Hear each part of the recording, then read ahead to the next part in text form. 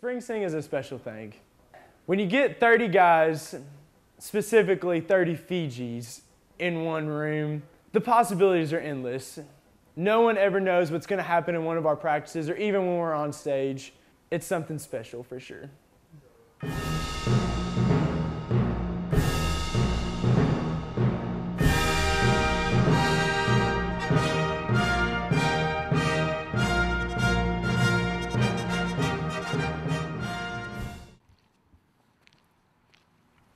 It wasn't so much as approached like what you want to do, as more just assumed, because I am a dance major, so I kind of know what's going on in that area of expertise. But I also helped choreograph with Shenanigans in the fall, and so it kind of just was like that was my warm up, and then once Shenanigans was over, they're like, all right, get ready to tackle Spring Sing. Ideally, yes, everyone was there on time, but that wasn't always the case because, I mean, we're involved in a lot of stuff. There's different people with like intramurals or like other organizations they're involved with. So for the most part, practices were pretty late just to accommodate for like different people's schedules.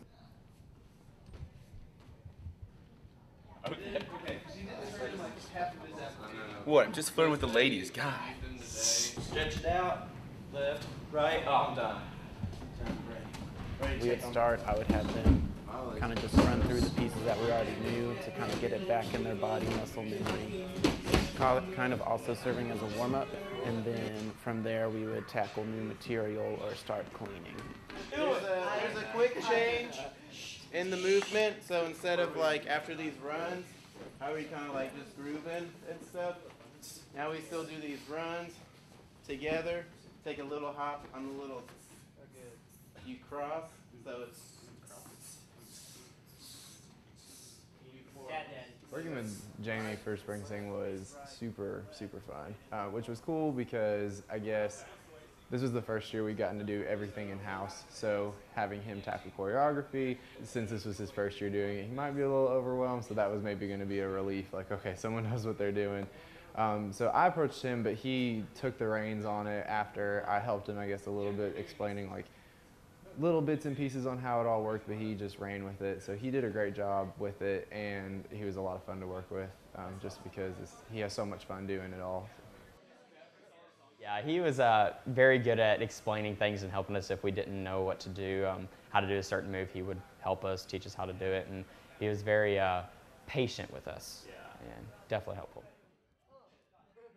We would laugh every practice at Jamie Harviner. Gosh, I never knew he was so funny, but when he was telling us what the move would be, since we're not dancers, we don't get the whole count lingo. So he would he'd dumb it down for us, and like one of the moves where we went like this and then we came back, he would put his own lyrics to it, I guess you say. He would say, "Oh, I'm gone, oh, but I'm back." And it was one of the funniest. I think I laughed for 5 minutes when he said that. I think his best quality when it comes to leading is patience, because he knows the dance moves and he can do them really well, but he always made sure that everybody was on the same page. And I can understand how frustrating that can be when like you're really good at it and you designed it and you know how to do it, and then other people kind of struggle to pick it up. One of the most encouraging things about practice was just the aspect of brotherhood. Like, we're all coming together to work on this together. Yes, like everyone's got the same goal. Similarly, that could also lead to a frustration, because while we all are like bonding and working on this, it was kind of easy to get distracted. We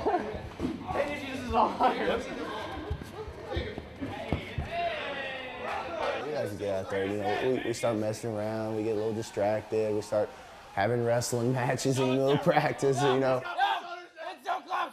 It's over. I'm a pretty soft-spoken person, so trying to like refocus all the energy could be not necessarily frustrating, but just, I guess, a difficult part for me in the rehearsal process.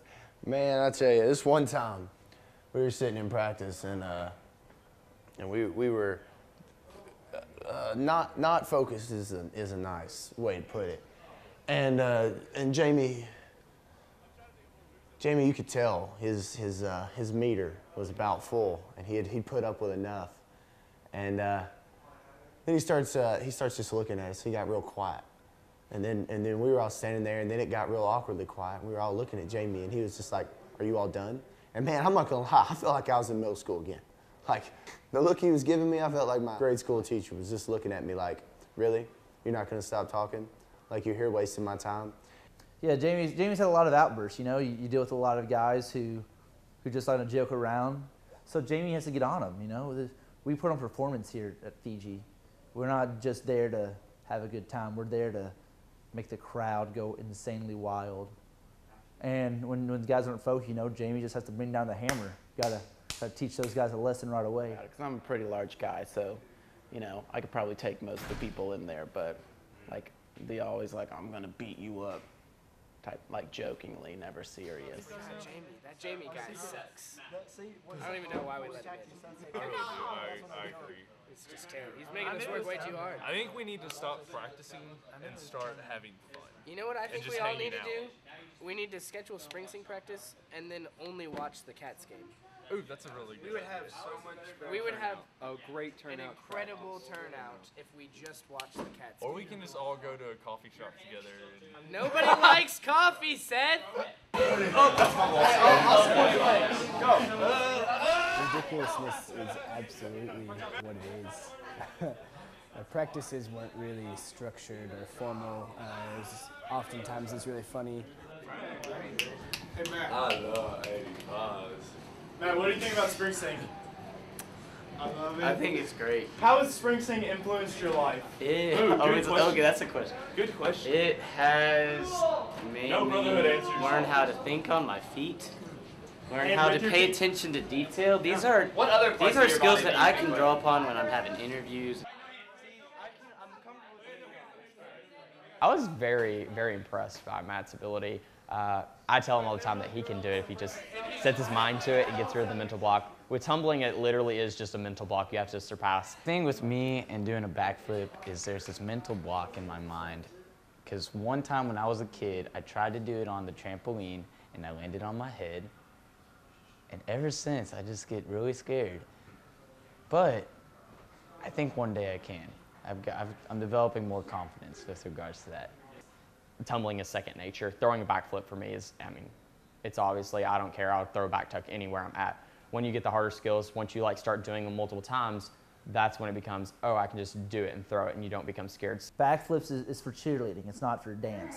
It's not for like some dance moves like the body rolls and the hip thrusts. Dancing is one of those things that you're born with, or you know, you just don't have it. But we definitely had our share of both spectrums.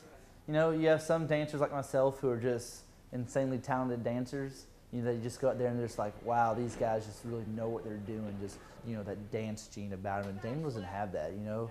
I'd probably say him in that case. There are a few guys more like Peyton Ray also. Like, there's guys who try their best, but, you know, they're not meant to be in the spotlight. I wouldn't consider myself a proficient dancer by any means. But with Drake being out there, you know, you didn't have to worry about that because he was always the, you know, there's always that guy you know you're going to be better than. You know, it's like when you're running a race, you're scared you're going to be like, it's always that fat guy you're going to beat. Drake was that guy. Obviously, I am the best dancer in spring sing, and probably this entire school. I mean, I know there's a dance team, and but let's be honest, just natural ability. Like, have you seen me break it down? Jacob's probably on the tug team. He's not built for dancing, not that fluid. You know, he's more muscular strength. You know, I just don't think he's the right fit for, you know. I am one of the older guys on the stage, so I saw it as my job to kind of settle all the young ones up there. A bunch of nerves were going on, and I just kind of had to be that steady force, you know, that person that they could lean on when they were really nervous. Shut up, Drew. I'm doing an interview here, and for you to come in here and act like you can just say whatever and just however loud you want to is frustrating to deal with. You know, we got Drew Tingle over here, by far one of the worst dancers on the spring sing team, and he acts like this is all just one big joke what he's taking a part of right now. A little frustrating at times, you know? Like just frustration, the late nights and everything. A little frustrating at times. There's a little bit of frustration. We never really approached the level that we could do it in practice. But you know, worth it in the end. You know, it all came together in the end. But it's cool to see how through persistence and hard work and working together and encouraging one another, we're able to create a show that everybody loves, and it's all worth it in the end. We went about themes because 50 years of Greek is a very interesting theme. We just decided to sort of do whatever we wanted. And I know we started just looking up things that were Greek in general, like the country Greece. And I think it was Matt Lawson said something about Olympics, and we all sort of looked around and were like, that would be kind of cool. It was cool because it was a little bit different. It wasn't just strictly WKU or Greek life. It was a totally different theme. So we ended up connecting it back to 50 years of Greek by honoring the people who were Greek before us, just like the athletes honor the original Olympic athletes. And so that's how we got there. The backdrops for getting the idea behind making them, it actually came from a picture Lizzie Bray and Sarah Stackhouse and Catherine Thompson took at the original Olympic Stadium. And I thought that that picture was so cool because it was the inside of a stadium. And so that's where we get this coming from, the stands, and then a person standing on top of it. But I thought that having a sort of crowd effect would be really cool. And I knew it was going to take a lot of work. There's just a lot of little dots. But it ended up working out exactly how I wanted to, which was great. And I definitely had plenty of help. Again, I think Tony and Justin were probably the most helpful getting this all done. So Charlie did all the drawings, and then we started doing all the painting. We started with the props first, and they were very tedious with all the small pieces in it, like with the leaves. We had to go like around the leaves, and it was very tedious work, but they turned out really well. And the backdrop was a lot of fun to do. Thinking of the idea, Charlie was sitting there and just trying to brainstorm how to do it. And when he decided to do it, he was like, let's just do a bunch of dots. And then we started doing it, and it turned out looking like people, and I think it turned out phenomenal. For the costumes this year, we just went all out, and we've never had that many before. But it was a really cool idea. Jamie wanted to sort of have as many colors as are on the Olympic ring. So we started with black, and then we had green and yellow, blue, red, and then we ended with white. There was a gas leak that may or may not, allegedly, he may have started to get the insurance money so that we could afford our costumes. We've won 55 years in a row, and so our costumes have gotten really elaborate. But we wanted to do it to, again, help out the crowd, sort of show them what we were doing with our show, since we were doing so many different events. A tunic, like a whole thing with lots of gadgets. Having new props and a totally new costume set for every single event was going to help the audience say, oh, they're doing swimming or they're doing bobsledding. So that was helpful, but it was challenging because 26 people times 5 or 6 shirts each is a lot of shirts to keep up with. I think I heard a statistic. There's more gear on our suits than the Apollo 11.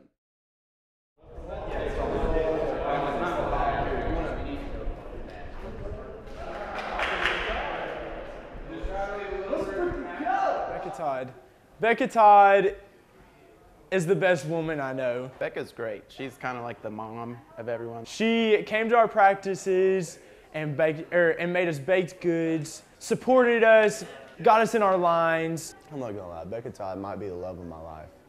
She's very good at criticizing, but also being positive and making sure that we're in the right mindset, that we're going to be in front of a crowd of screaming girls. It was definitely beneficial to have her around because she would pick up on a lot of the notes that I'd already given them.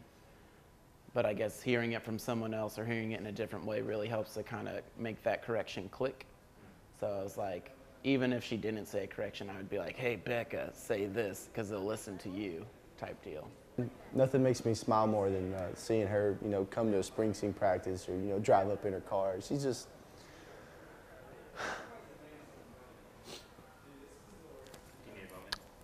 No, I'm okay. Becca Todd is an amazing individual, and I'm just thankful for every minute that she's put into helping us be the best we can be at spring sing.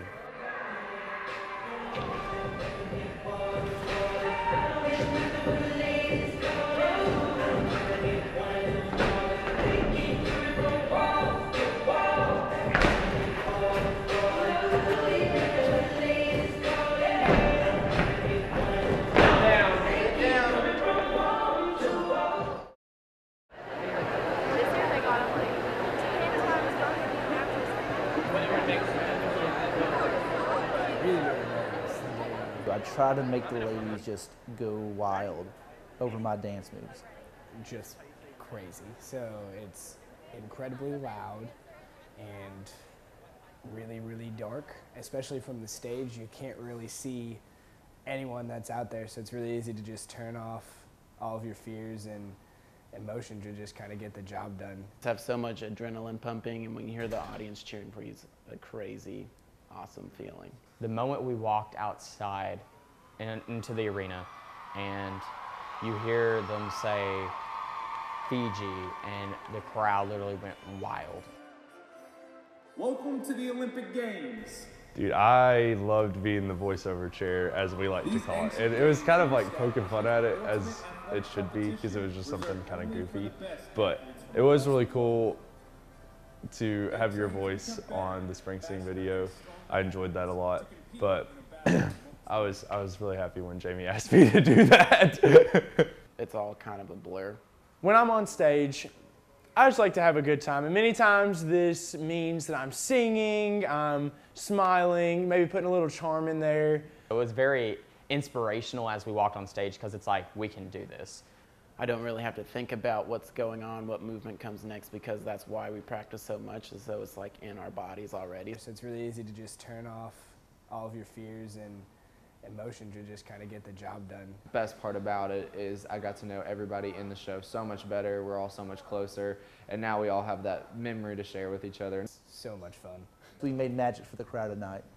Everybody does a great job doing spring singing. I think it's a great time. I have a blast. It's amazing that you're able to get 26 to 30 guys to learn how to do a big dance together and perform it and actually give a little bit of effort. Working through those things, you learn a lot about yourself and you grow a lot closer to each other. The late nights are always totally worth it to do Springsteen because you're just hanging out with your friends the entire time. So I would do it again in a heartbeat. Can't wait for next year. I couldn't have asked for anything more from all the shows or from all the guys that have been able to participate. Greek Olympics, we won it, baby. And we're coming for you next year, Springsteen 2016. Get ready, because Fiji's coming again, baby.